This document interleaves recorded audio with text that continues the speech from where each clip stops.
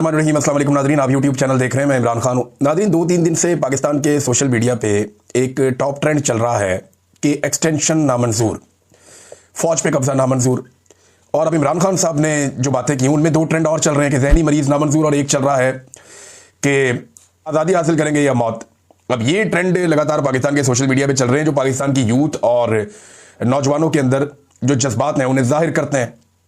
क्योंकि देखें, जो 27वीं आईनी तरमीम है उसको जोड़ा जा रहा है मौजूदा आर्मी चीफ फील्ड मार्शल के बढ़ते हुए इख्तियारात के साथ। और ये बात मैं नहीं कर रहा, बहुत सारे और लोग कर रहे हैं। कुछ टाउट्स हैं, उन्होंने बड़ी मुश्किल और शकील किस्म की उर्दू में कुछ ऐसे ट्वीट लिखे। अब इन लोगों को मैं जानता हूं, इन लोगों के साथ काम करता रहा हूं, तो इनकी उर्दू में इतनी जान नहीं है कि ये वैसा लिख सकते। बल्कि जैसे ट्वीट्स इन्होंने लिखे, ऐसे ट्वीट्स तो तारिक मतीन भाई और आफ्ताब इकबाल भाई भी नहीं लिख सकते। हालांकि वो दोनों बड़ी जबरदस्त उर्दू दान, मैं उन्हें कहता हूं दोनों को, वो बड़ी अच्छी उर्दू बोलते हैं, उर्दू को बड़ा अच्छा जानते हैं। वो भी इस तरह की ट्वीट नहीं लिखते जिस तरह की ट्वीट्स इन टाउट्स को लिखकर दी गई। इसका मतलब यह है कि सिस्टम में कोई एक आदमी ऐसा भी आ गया है जिसको अच्छी उर्दू लिखनी आती है और जो रजिस्टर करना चाहता है कि उसके लिखे हुए ट्वीट्स हैं, तो साहब बहादुर जब देखें तो उन्हें पता चल जाए कि जनाब ये हमारे आदमी ने लिखे थे। वो अलग से नजर आते हैं और टाउट्स भी जनाब उनको पकड़ के कॉपी पेस्ट कर देते हैं। बताया यह जा रहा है कि जनाब फौज के स्ट्रक्चर के अंदर कोई तब्दीली हो रही है, तो उसके लिए तो किसी आईनी तरमीम की जरूरत नहीं है। फौज की जो ऑपरेशनल सलाहियतें हैं उनके अंदर कुछ अगर उनको दिक्कत है तो वो इंटरनली मैनेज कर सकते हैं। फौज के अंदर पूरा एक मैकेनिज्म है, वो उसको जो चाहे कर सकते हैं। लेकिन यहां पे मामला आईन में तरमीम का है। आईन में तरमीम करके जो फील्ड मार्शल आसिम मुनीर हैं उन्हें ज्यादा इख्तियारात देने की कोशिश की जा रही है। अब इसका रीजन क्या है? शहजाद अकबर साहब इस पर बात करते हैं। इस्लामाबाद में कोई दोस्त हैं, वो खबरें देते हैं, बात नहीं करते। यानी जितने जर्नलिस्ट हैं इस्लामाबाद में, उनसे आप बात करें तो वो खबरें दे देते हैं, बात नहीं करते। और वो ये कहते हैं जी कि अगर हमने बात की तो हम फंस जाएंगे। वहां इस्लामाबाद में बैठ के बात करना बड़ा मुश्किल है। लेकिन जो पिक्चर पूरी बन रही है वो ये है कि आसिम मुनीर साहब के अंदर एक खौफ है, एक परेशानी है कि मेरा बनेगा क्या। क्योंकि जो कुछ पाकिस्तान में हो गया ना, जितनी दफा कत्लेआम हो गया, जितना पाकिस्तान में जुल्म हो गया, मजहबी सियासी जमातों के बंदे मार दिए, पीटीआई के बंदे मार दिए, हर एक जगह के ऊपर जुल्म बर्बरियत, जो बलूचिस्तान में खवातीन के साथ किया, जो कबायली इलाकों में नौजवानों और बच्चों के साथ किया, ये जो कुछ भी पाकिस्तान में हो रहा है, एक आर्मी चीफ के ऊपर इसका बोझ तो होगा, ये ऑब्वियस है। वो इसको ठीक समझ के भी कर रहा हो तो उसके ऊपर ये बोझ तो रहेगा। तो अपने आप को महफूज रखने की एक जो जबिलत है इंसान के अंदर, वो तो होती है। इससे पहले वो फील्ड मार्शल बने ताकि ताहयात वो एक मिलिट्री ऑफिसर रहें, उनकी रिटायरमेंट कभी ना हो। क्योंकि जब तक वो इस ओहदे पे रहेंगे, वो सिविलियन कोर्ट्स में जाने की बजाय वो ये मामला उठाएंगे, जी मुझे लेकर जाओ फौजी अदालतों में, तो वहां उन्हें प्रोटेक्शन मिल सकती है। तो अब एक नया ओहदा जो है वो भी क्रिएट किया जा रहा है मुबैना तौर पर, और उसके बारे में दावा यह है कि आसिम मुनीर साहब को लामहदूद इख्तियारात दिए जाएंगे फौज को कंट्रोल करने के लिए, और जो सिविलियन के पास फौज का कंट्रोल है मुबैना तौर पे वो भी कम हो जाएगा। अब आप एक नया सिनेरियो देखिए, ऐसा लगता है कि दुनिया के तमाम ममालिक के पास फौज होती है। यानी दुनिया का जो हर मुल्क है उसके अंदर एक फौज होती है ना, जो उस मुल्क के मुताबिक काम करती है। दुनिया के हर मुल्क के बाद अमेरिका, यूरोप के सारे मुल्क, ऑस्ट्रेलिया, चाइना, रशिया, सबके पास एक एक फौज है। लेकिन पाकिस्तान इस तरमीम के बाद जो पिक्चर खींची जा रही है, अगर वो हो जाता है तो एक ऐसा मुल्क बन सकता है जहां पे एक फौज के बाद एक मुल्क होगा। मुल्क के बाद फौज नहीं होगी, फौज के बाद एक मुल्क होगा कि जनाब ये मुल्क हमारे पास है, अब हम फैसला करेंगे इसे कैसे चलाना है। देखिए ना, कल वो क्या बता रहे थे कि जनाब सोने के ज़खायर का पता चला है तो आर्मी चीफ को जाके बता दिया गया। क्यों जी? उनका ताल्लुक क्या है सोने के ज़खायर से? उन्हें आर्मी चीफ लगाया हुआ भाई, उन्होंने जाके हिफाजत करनी है दुनिया में पाकिस्तान की। उन्होंने मादनियात नहीं खोदनी, ना ये उनका काम है, ना उनसे ये होगा, ना इसके लिए वो ट्रेंड है, ना इसकी उनके पास तालीम है। बहरहाल ये अब तरमीम जो है वो मुतनाज़ होती जा रही है। बंदे लॉन्च हो रहे हैं तरमीम के लिए, फैसल वाडा लॉन्च हो चुके हैं, MQM लॉन्च हो चुकी है, कुछ और तोहफे जो है वो लॉन्च हो गए, कुछ अभी मजीद निकाले जाएंगे, उनको धूप लगवाई जाएगी। जो लोग बिल्कुल पसे पर्दा चले जाते हैं उन्हें निकाल के अपने अपने असासों को लाया जा रहा है कि निकलो भाई, निकल के बताओ कि आईनी तरमीम तो हर हाल में पास करनी है, इसके अलावा तो हल कोई नहीं है।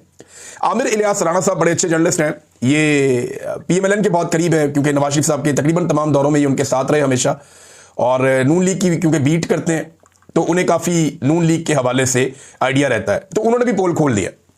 वो DG ISPR आकर कहते हैं जी हमारा तो सियासत से ताल्लुक ही कोई नहीं है, कोई ताल्लुक हमारा सियासत के साथ नहीं है। तो आमिर इलियास राणा साहब जो हुकूमत को कवर करते हैं, उन्होंने आके पोल खोल दिए। उन्होंने बताया जी कि आज़ाद कश्मीर में अदम एतमाद क्यों नहीं हो रही। देखिए, आज़ाद कश्मीर में याद रखिएगा कि पीपल्स पार्टी अपने नंबर पूरे कर चुकी है, और ये खबर आपको मैं 10 दिन पहले दे चुका हूं कि पीपल्स पार्टी के आज़ाद कश्मीर में नंबर पूरे नहीं हैं, पूरे से ज्यादा हैं। वो बड़े आराम से तहरीक अदम एतमाद ला के और 24-48 घंटों में जितना टाइम वो लेना चाहें वो अपनी हुकूमत बना सकते हैं।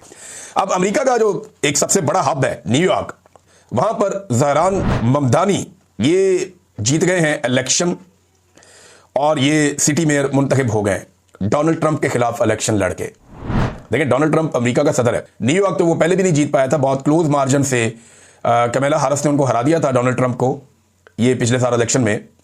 लेकिन डोनाल्ड ट्रंप की अब हुकूमत है और बड़ी ताकत है, तो उम्मीद की जा रही थी कि डोनाल्ड ट्रंप वहां पे अपना उम्मीदवार जितवा लेगा। लेकिन अलग अलग उम्मीदवार मिलकर भी इतने वोट हासिल ना कर सके कि जहरान ममदानी को हरा दें। ये है कौन? ये जी युगांडा के अंदर पैदा हुए 1991 में, 34 साल इनकी उम्र है और युगांडा में पैदा हुए। साउथ अफ्रीका में भी रहा कुछ अर्सा, उसके बाद 7 साल की उम्र में ये न्यूयॉर्क में आ गया और अब 27 साल के बाद वो इस शानदार न्यूयॉर्क का मेयर बन गया।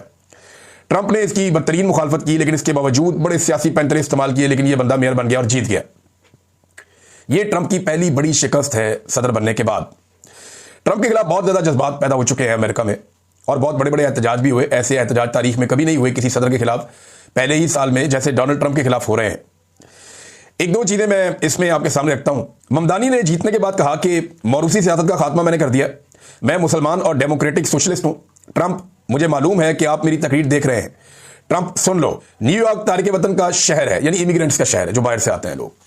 तारिक वतन ही न्यूयॉर्क को चलाएंगे। आज हमने खौफजदा करने वालों को जवाब दे दिया है। यह शहर आपका, ये जमहूरियत आपकी है। आपने साबित कर दिया कि ताकत आपके हाथों में है। मेयर के इंतखाब में जीतने के बाद जहरान ममदानी ने यह भी कहा और यह भी कहा कि अगर तुम हम में से किसी एक के पीछे आओगे तो फिर हम सबको सामने पाओगे, हम सबका मुकाबला करना पड़ेगा तुम्हें, यह भी कहा ममदानी ने। तो एक तो डोनाल्ड ट्रंप और उसके नजरिए को शिकस्त हो गई। लेकिन आप देखेंगे अमेरिका के अंदर ना तो उसका इंतखाबी निशान छीना गया, ना कागजात नामजदगी मुस्तरद किए गए, ना जबरी तौर पर गुमशुदगियां हुई, ना ही इंटरनेट और मोबाइल फोन बंद किए गए, पुलिस का टॉर्चर भी नहीं हुआ, वोट जो वोटर्स के वोट हैं वो दूर दराज इलाकों में मुंतकिल भी नहीं किए गए, गिरफ्तारियां भी नहीं हुई, चादरों और चार दीवारियों का तकद्दुस भी पामाल नहीं हुआ और बिलाखिर फॉर्म 47 भी यहां पे पाकिस्तान में जारी किया गया था, वो भी वहां पे नहीं हुआ। अब ये बंदा जो है गजा में नस्लकुशी के भी खिलाफ है। आप गौर करें नाज़रीन, पाकिस्तान के अंदर एक आर्मी चीफ की ख्वाहिश के ऊपर पूरी हुकूमत बन जाती है। एक इलेक्शन कमीशन जो है वो पूरा का पूरा इलेक्शन उल्टा के यहां से वहां कर देता है और जिस तरह के हथकंडे हमने एजेंसियों को इस्तेमाल करते हुए देखे इलेक्शन से पहले, कोई सोच भी नहीं सकता। लेकिन न्यूयॉर्क में डोनाल्ड ट्रंप इलेक्शन लड़ने के अलावा और कुछ नहीं कर सका, कुछ भी नहीं कर सकता। यह है डेमोक्रेसी, जिसकी वजह से अमेरिका सुपर पावर है और हम उसके गुलामों के अंदर से एक गुलाम है। यह बात सच है, आपको बुरी लगती है तो लगती रहे। इमरान खान ने कहा था कि एब्सोल्युटली नॉट। देखें अमेरिका और उसके गुलामों ने इमरान खान का क्या हाल कर दिया और आज अमेरिकन पशेमान है कि यार ये क्या हमने कर दिया, लेकिन वो अपने काम निकलवा रहे हैं। अमेरिकन तो कभी इस पर कुछ नहीं होंगे, लेकिन अपने मुल्क के अंदर वो डेमोक्रेसी रखते हैं, हमारे मुल्कों के अंदर वो डेमोक्रेसी पसंद नहीं करते। नाज़रीन, अडियाला जाने वालों की एक नई लिस्ट भिजवा दी गई है और ये जो नई लिस्ट है इसके अंदर कौन कौन शामिल है? सुहेल अफरीदी का नाम है, मीना खान अफरीदी हैं और मुश्ताक गनी हैं, फ़खर जहान खान है, ये साबिक मिनिस्टर हैं, तैमूर खान झगड़ा है, इमरान खान साहब के साथी ने नहीं मिलने दिया जा रहा बड़े अरसे से, और मोइन कुरैशी साहब है एमपी, जो पंजाब के अंदर बड़ा रोला शोला डाल के रखते हैं। तो ये 6 बंदों के नामों की एक लिस्ट भिजवाई गई है। सलमान अकरम राजा साहब के इसके ऊपर दस्तखत हैं। तो अब एक दफ़ा फिर सुहेल अफरीदी साहब जाएंगे, मुलाकात करवाते हैं नहीं करवाते वो एक अलग बात है। लेकिन सुहेल अफरीदी साहब पार्लियामेंट पहुंचे थे, कौमी असेंबली में, और पीटीआई ने वहां पे करारदाद भी जमा करवा दी है कि सुहेल अफरीदी एक वज़ीर आला है, उसकी इमरान खान से मुलाकात नहीं करवाई जा रही। कौमी असेंबली में करारदाद जमा करवाई गई है और सुहेल अफरीदी ने यह भी कहा कि 17 सीटों वालों को तो यह हक ही हासिल नहीं है कि वो एक आईनी तरमीम कर दें। एक्चुअली तो शहबाज शरीफ और उनकी पार्टी ने 17 सीटें जीती हैं, बाकी सीटें बाकी जमातों ने जीती हैं और 180 से ज़्यादा सीटें इमरान खान साहब की जमात ने जीती हैं। तो इमरान खान साहब की जमात की ना सिर्फ सीटें कम की गई वक्तन फवक्तन, उनके बंदों को फारिग किया गया, नाअहल किया गया, सीटें छीनते रहे, बल्कि फॉर्म 47 के ऊपर 100 के करीब सीटें बांट दी गई बाकी पॉलिटिकल पार्टीज में। यहां से पीएमएलएन ने काफ़ी सीटें हासिल कर ली और फिर बिलाखिर जो पाकिस्तान तहरीक इंसाफ की मखसूस नशिस्तें थी वो भी दे दी गई। लिहाजा ये जाली जमहूरियत है और जाली हुकूमत है और जाली मैंडेट है और 17 सीटों से इनको 2/3 अक्सरियत तक पहुंचाया गया है। वो बहुत ही हैरान कुन और परेशान कुन है। इस तरह मुल्क नहीं चल सकता। आप जो मर्जी करें, ऐसे कभी भी मुल्क नहीं चल सकता। लेकिन ये बदलने के जनाब हमने ऐसे चला के दिखाना है। तो मैं आपके सामने एक चीज और रखता हूं कि इन्होंने पाकिस्तान का हाल क्या कर दिया और इनकी जिदबाजी खत्म नहीं हो रही। ये एक खबर आप देखें कि दावे इनके ये हैं कि जनाब हम 100 अरब डॉलर वहां से ला रहे हैं, 200 अरब डॉलर वहां से ला रहे हैं, 10 अरब डॉलर वहां से ला रहे हैं, 20 अरब डॉलर वहां से ला रहे हैं। इन्होंने कौम को 150, 200, 250 अरब डॉलर गिना दिया है। ये भी आ रहा है, ये भी आ रहा है, ये भी आ रहा है। 2 अरब डॉलर का चूना ये लगा रहे हैं पाकिस्तानियों को कि जनाब आज़रबाईजान से आ रहा है। शहबाज शरीफ साहब हर 2 महीने बाद आज़रबाईजान का चक्कर लगा के आते हैं, पता करें ये चक्कर क्या है। तो अभी तक जो समझ आई है वो ये आई है कि आज़रबाईजान कोई पाइपलाइन बिछा रहा है पाकिस्तान के अंदर, जिसके ऊपर उसको पैसा मिलेगा बहुत। और ये आईपीपीज के तर्ज का मुआहदा है। वो जब पाइप बिछा देंगे उसमें से तेल गुजरे या ना गुजरे, उसको इस्तेमाल करें या ना करें, आपने अजरबैजान को पैसा देना ही देना है, उसका आपने उसका रेंट पे करना ही करना है। ये आईपीपीज के तर्ज का एक मुआहदा शहबाज शरीफ साहब कर रहे हैं अजरबैजान में कंपनी के साथ। ये बार बार अजरबैजान लेने क्या जाते हैं, इनके बच्चे भी साथ जाते हैं। कहीं इस कंपनी में इनके शेयर्स तो नहीं है, कहीं ऐसा तो नहीं है कि इस कंपनी के पीछे यही लोग बैठे हों या इस कंपनी के पीछे एक और कंपनी हो जिसके अंदर ये बैठे हों। भारत अजरबैजान नस नस के जाते हैं शहबाज शरीफ साहब, और फिर जा रहे हैं अजरबैजान एक मरतबा। तो इन्होंने बड़े दावे किए जनाब इन्वेस्टमेंट आ रही है। अभी जो जरदारी साहब है वो कतर के दौरे पे हैं जनाब, इन्वेस्टमेंट आएगी, इन्वेस्टमेंट खे आएगी, ये खबर आप पढ़ें। और ये बहुत फैली हुई है हर तरफ, मैं आपको उठा के siyaasat.pk से सुना रहा हूं। गैर मुल्की बराह रास्त सरमायाकारी को मुसलसल धचके, कतर के अलसानी ग्रुप ने पोर्ट कासम पावर प्लांट में हिस्सेदारी बेचने का इंदिया दे दिया। उन्होंने पोर्ट कासम के 1320 मेगावाट कोयले से चलने वाले बिजली घर में अपनी 49% हिस्सेदारी फरोख्त करने का इरादा जाहिर किया है। अब आप अंदाजा करें, ये $1 अरब से ज्यादा पैसे हैं उनके, कतर के।